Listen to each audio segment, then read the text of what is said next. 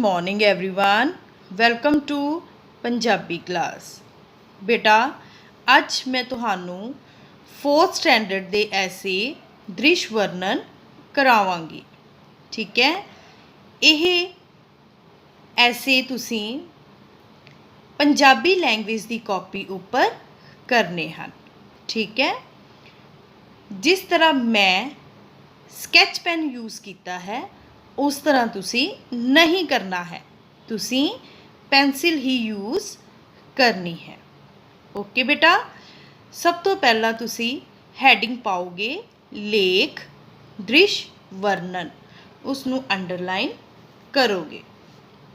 ठीक है, 1 line leave करके लिखोगे लेखां दे नाम, उसनू अंडरलाइन करोगे।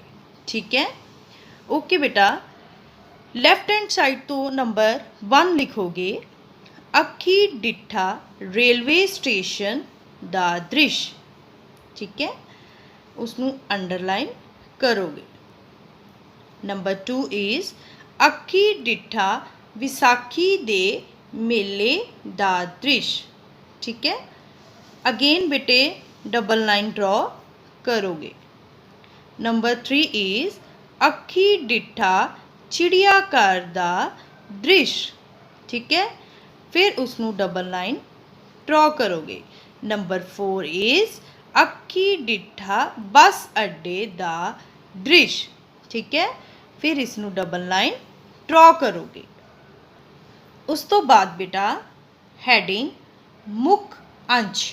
ठीक है, उसनू डबल लाइन ड्रॉ करोगे।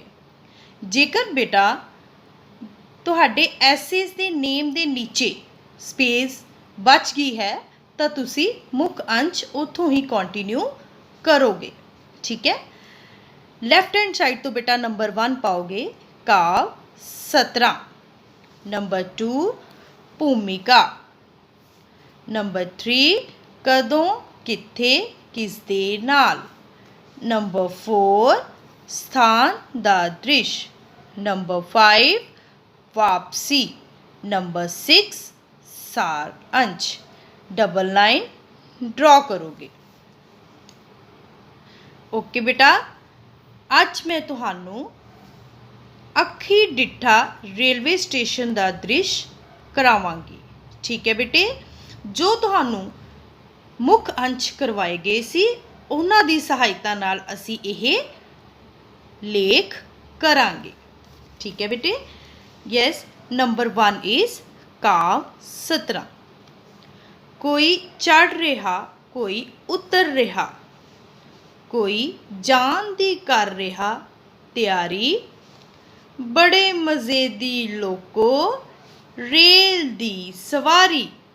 ठीक है बेटे, इसनू तुसी डबल लाइन ड्रॉ करोगे। इस तो इलावा तुसी अपने वालों भी काव सतरा लिख सकते हो। ठीक है, नैक्सट हैडिंग बेटा भूमिका। भूमिका नू तुसी अंडरलाइन करोगे। हुण मैं तुहानू बेटा कुछ हिंट्स की सहायता नाल यह ऐसे करावांगी।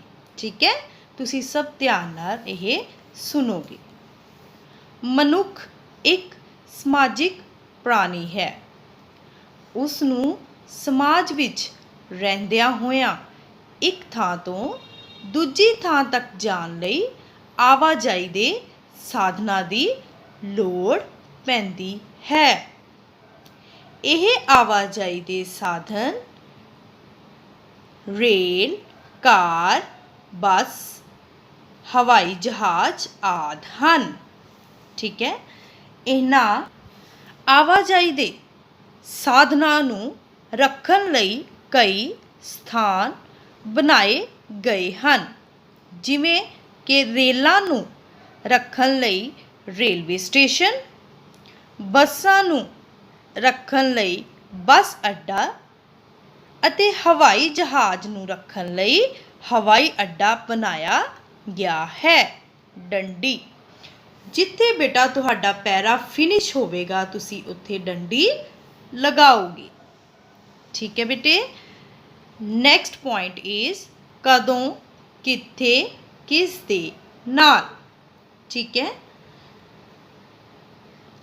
पिछले ਐਤਵਾਰ मेरे मासी जी ने दिल्ली तो ਅੰਮ੍ਰਿਤਸਰ ਆਉਣਾ ਸੀ। मैं अपने पिता जी नाल ਉਹਨਾਂ ਨੂੰ रेलवे स्टेशन लैन गई। डंडी, ठीक है बेटे। अगेन पैरा फिनिश होवेगा तो तुसी डंडी लगाओगे। नैक्सट बेटा स्थान दा दृश, उसनू डबल लाइन ड्रॉ करोगे। मेरे पिता जी ने रेलवे स्टेशन दाखिल होने लई प्लेटफॉर्म दियां टिकटां लईयां। असी उत्थे देखिया कि कई गड्डियां आ रहीयां सन ते कई गड्डियां जा रहीयां सन। जिस गड्डी ते मासी जी ने आउणा सी ओह पिछों ही 1 घंटा लेट सी। फिर मेरे पिता जी ने रेलवे स्टेशन घूमण दा फैसला कीता। उत्थे बहुत सारियां रेलां खड़ियां सन। टीटी ने काली वर्दी पाई हुई सी। ओह रेल गड्डी विच टिकटां चैक कर रहे सन। कुली यात्रियों का समान इधर तो उधर ढो रहे सन। उत्थे असी दरबार साहिब का मॉडल भी देखिया जो कि बहुत खूबसूरत सी। असी नाल टिकटां बुक करन वाला कमरा भी देखिया। फिर असी पौड़ियां चढ़ के दूजे पासे चले गए। उत्थे बहुत सारे स्टाल लगे हुए सन। कई लोग अखबारां अते रसाले वेचण लई इधर उधर घूम रहे सन अते कुछ लोग उड़ीक घर विच अपनियां गड्डियां दा इंतज़ार कर रहे सन। डंडी, ठीक है बेटे। नैक्सट पैरा इज वापसी। फिर उसनू तुसी अंडरलाइन करोगे। जिस गड्डी ते मासी जी ने आउणा सी इन्नी देर नूं ओह गड्डी आउण दी घोषणा हो गई।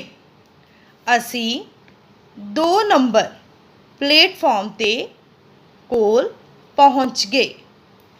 थोड़ी देर बाद मासी जी दी गड्डी रेलवे स्टेशन पहुँच गई। असी उन्हां दा समान लिया ते घर वापस आ गए। डंडी। नैक्सट बेटा सार अंश। मनुख दे जीवन विच इन्हां जनतक थावां दी बहुत महत्ता है। जदों भी मनुख नूं मौका मिले तां इन्हां जनतक थावां ते ज़रूर जाना चाहिदा है ते इन्हां दी साਂਭ संभाल विच भी अपना वध तो वध योगदान पाउणा चाहिदा है। डंडी। ओके बेटा, मैनू आस है कि आप जी नू समझ आ गया होवेगा। ठीक है। इस तरह ही तुसी बेटा इस वीडियो की हैल्प नाल अपनिया कॉपीज़ दे उपर विद पेंसिल सुंदर सुंदर हैंडराइटिंग विच लेख लिखने हैं। ठीक है। Thank you very much.